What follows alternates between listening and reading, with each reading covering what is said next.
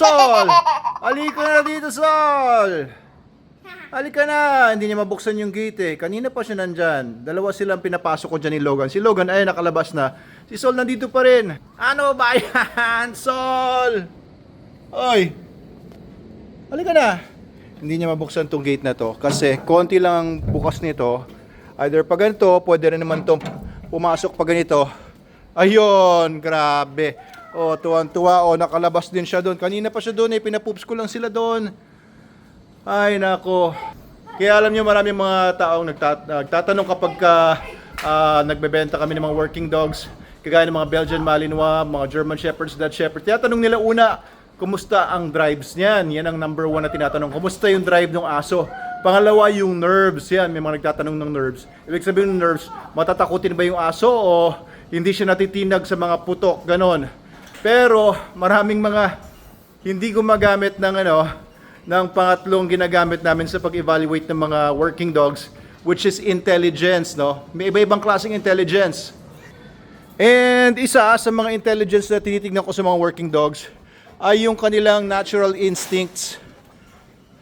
Ayan, kagaya na tinitingnan kung kaya nilang lumabas sa mga obstacles, kagaya Si Logan, walang problema eh.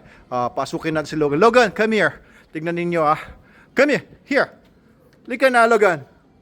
Matanda na to si Logan, 12 years old. O sige, papasukin ko sila. Tingnan nyo Si Logan, si Sol, pumasok. Okay, patawagin ko sila ngayon. Nakabukas yung gate. Logan, here. Logan.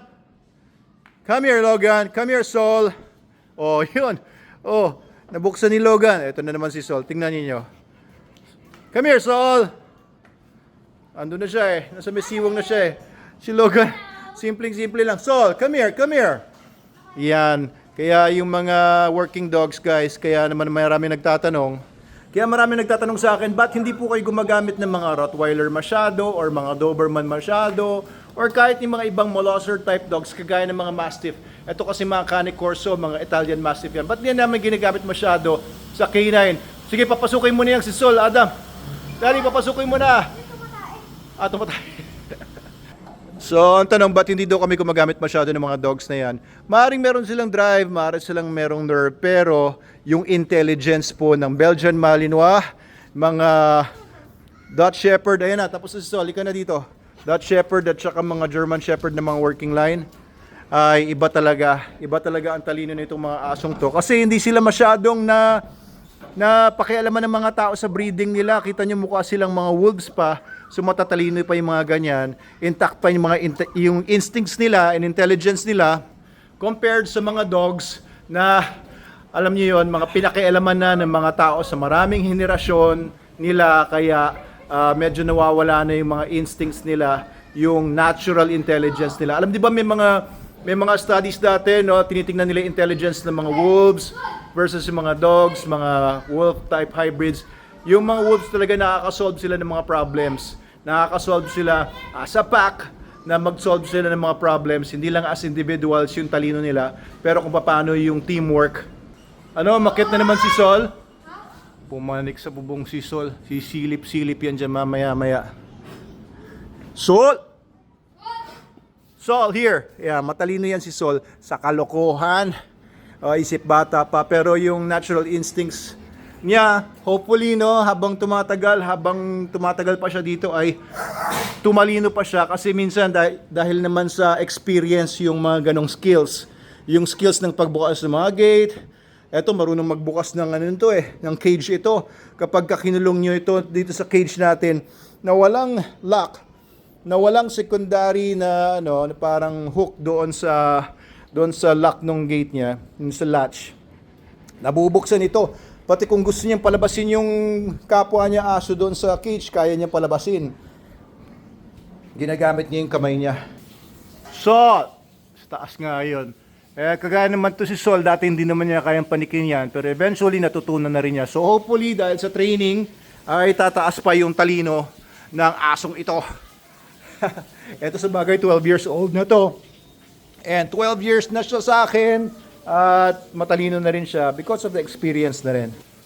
Ayun na si Sol bumababa. Come here, Sol. Ay. Halika dito. Ikaw ang pinag-uusapan natin eh, no? Dapat tumalino ka pa, Increase natin yung intelligence mo. Minsan nakukuha naman sa training yan. Kita yung buntot niya, no? Oh, grabing buntot yan. Nakakatuwa, di ba? Nakakita siya ng mga bata sa labas. So yun lang guys, konting information lang about intelligence, no? Kung bakit yung mga certain breeds ay ginagamit namin sa canine work. Bakit mas mabilis silang matrain sa dog training. Kagaya naman itong mga Belgian Malinois natin, kagaya nito si Lolo Logan. At yung iba ay may potential naman, malalaking aso, pero hindi namin masyadong nagagamit sa canine kasi medyo mas mahirap sila i-train. No? Mas challenging sila i-train, yung instincts nila hindi na ganun ka-sharp. Pero okay pa rin naman kapag bibigyan talaga ng panahon. Kaya kung gusto niyo magpa-train ng mga aso ninyo, magpa-train kayo sa Manalo Canine para makuha ng aso ninyo yung potential niya and yung mga skills na hindi naman innate or hindi likas sa kanila ay makuha nila yung mga skills na yan. Message po kayo sa amin kung gusto niyo magpa-train. Ayan, SDN, the best dog food in the multiverse. Ang kinakain nila dumating sa akin, ito napakapayat. Puro garapata. Alam niyo yun, talagang sakitin. Pero ngayon, ang lapad na po niya, di ba? Anong palagay ninyo? Ayun, ang lapad-lapad na nitong asong to. Pati mukha niya, marami nakakapansin. Maskulado na daw si Sol para daw nag-gym, para daw nag-steroids. SDN lang po yan. Ayan, SDN, the best dog food in the multiverse. Ganda na ng katawan ni Sol.